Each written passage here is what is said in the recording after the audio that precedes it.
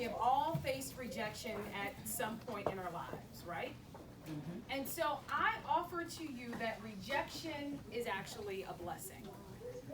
So I want you to repeat after me. Say, rejection is a blessing. Rejection is a blessing. I'm going to say it one more time. You got to say it from like your gut so you know you believe it, okay? Rejection is a blessing. Rejection is a blessing. Very good, very good. Y'all can all audition for News 3 this morning so I can take some vacation. You will. Well, come on. Jessica Benton, right? Benton and Larché, you're good to go. But I do want to submit to you that rejection is a blessing. So many of the miracles, the blessings that I've prayed, worked, sweated, tears, cried, begged for in my life, at the end of the day are a result of rejection. I didn't always see it that way, but God has allowed me to know that rejection is still a blessing. And I want to show you guys a big pile of rejection right here. Y'all see this? This is a packet of return receipt labels from all of the television stations I sent my television newsreel to as I was graduating and after I graduated from Florida A&M University. So let's see, we have Baton Rouge, Louisiana. We got Columbus, Georgia. Augusta, Georgia. Montgomery, Alabama.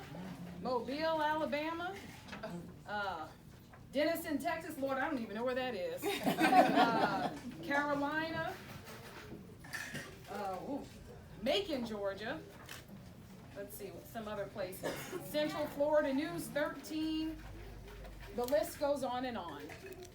But these are all of the places that I either never got a call back from, or they responded and said, oh, we wish you well on your journey, which we all know what that means.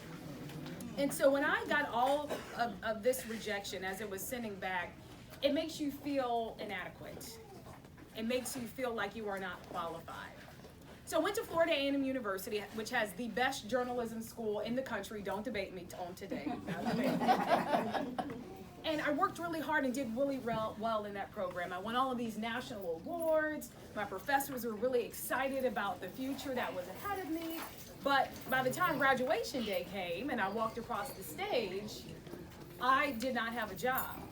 And I felt like I was a disappointment to myself, to my family, to my community. It's not easy to get your first job in television news, but I thought, I've been doing really well. I've been winning all these awards. Surely I will walk right into my future as soon as I graduate, right? That's not what happened. So I went back home to New Orleans after I graduated, and in the days and weeks that followed, I patched that disappointment, the pain of disappointment, and I used food to soothe that. So every morning I would get up, I'd check the mailbox to see if anyone responded. I'd check my email. Did I get any callbacks for an interview today? And when I didn't, I would drive to the Walgreens and I would get what I like to call chocolate-covered painkillers. That's those chocolate-covered peanuts they sell at Walgreens for 99 cents. And I would get several bags of that, and I would go home, and I would eat those until the pain went away. Then I'd muster up the courage to send out some more reels and resume tapes, and then I'd repeat the cycle all over again. So I said, God, I don't understand. I'm qualified. I'm working hard. I thought I would just walk right into my destiny as I graduated from school. And I felt him say, look again. Look again. So I humbled myself. I went back to WDSU in New Orleans, which was a station where I interned the summer before I graduated. And I went back, I said, y'all, I need a job. I'm out here going to stations, submitting my work. I know it's quality work, but it's just not happening. It just so happened one of the executive producers was there and says, hey, I'm starting a station in Jackson, Mississippi. Let me see your reel. A few weeks later, I was hired.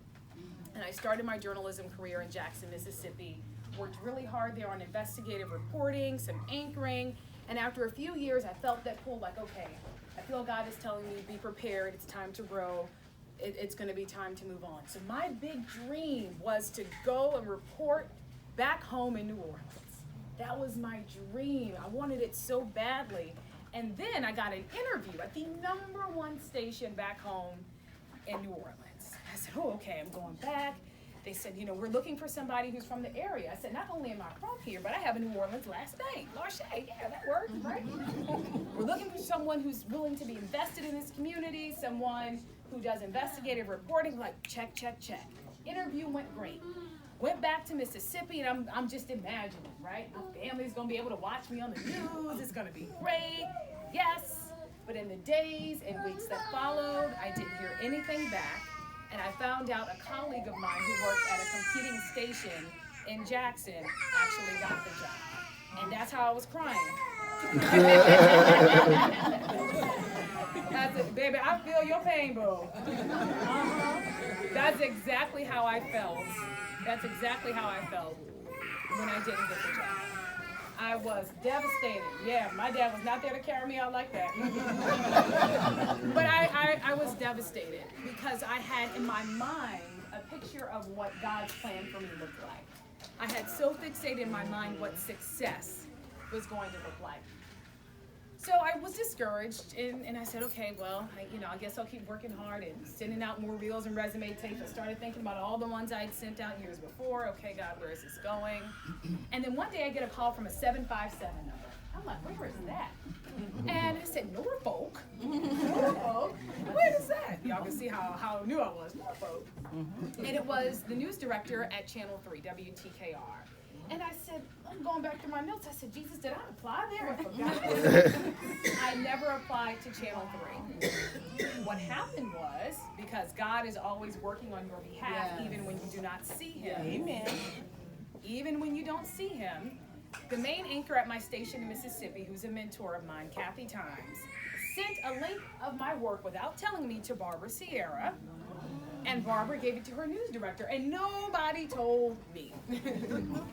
So they flew me up for an interview, and I'd only met Barbara one time at a journalism convention, so I didn't know anyone here. They flew me here for an interview. The interview went well. The news director's driving me back to the airport and says, I want to offer you the job. I said, whoa. And so you would think I'd be like, okay, yes, Jesus, here we go. But I was still a little hesitant because I was still fixated this picture in my mind. I got on the plane, and I was sitting next to this tiny little white lady sitting right next to me, and she looked at me and she said, are you okay?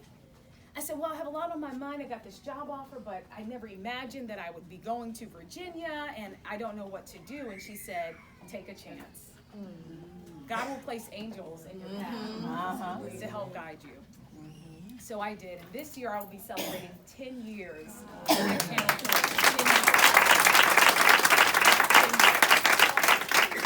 And so when back in 2010, I thought God was bringing me here for a career.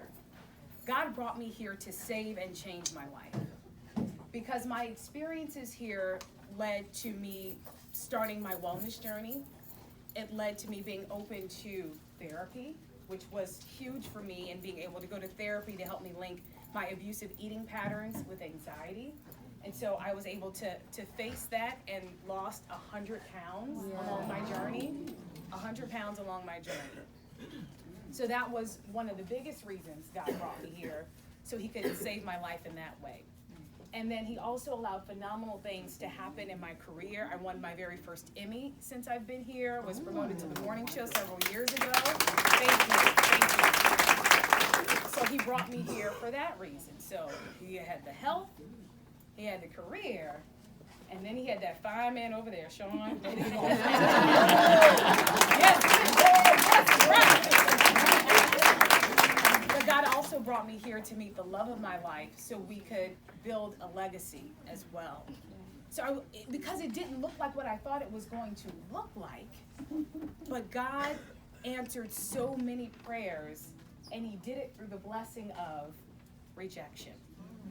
So I want you to think about that as I share with you all three ways that you can thrive in rejection. And this is important because it's all good now to say rejection is a blessing, but when you're in the middle of it, it does not feel great. You do feel like it's a stamp of disapproval on who you are as a person, right? But closed doors are gateways too. Closed doors are gateways too. So three ways you can thrive in rejection. Number one, Do not allow rejection to make you doubt God's plan for your life. My. Do not allow it to make you doubt God's plan for your life. And we're reminded about this in Jeremiah 29:11. For I know the plans I have for you. Plans to prosper you and not harm you. Plans for hope and a future. Trust that God has your back even when you do not see him working. He always has your back. The second way you can thrive in rejection is use your waiting time in a positive way. Do not go to the Walgreens and get all those chocolate-covered peanuts.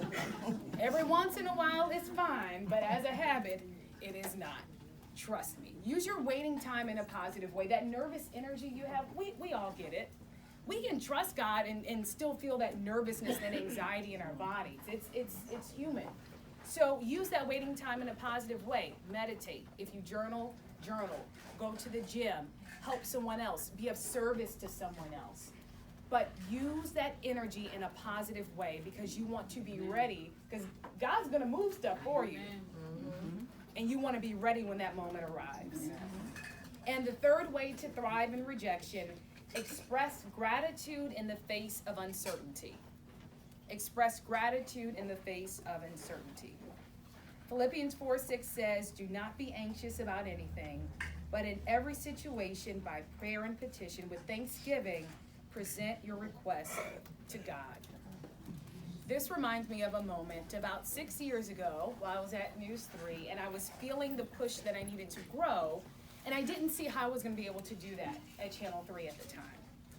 And I was exploring other options, places to move and report in some other cities. And I said, okay, I know I need to grow, but God, I don't know if I'm supposed to leave here. But I don't see any movement happening here at Channel 3, so I'm a little confused. And then I was getting frustrated with some situationships because it was just not going the way I thought it should. I said, okay, God. And I was confused and I was frustrated. So one day I said, worrying is not getting me anywhere. Clearly, it's just making my nerves bad.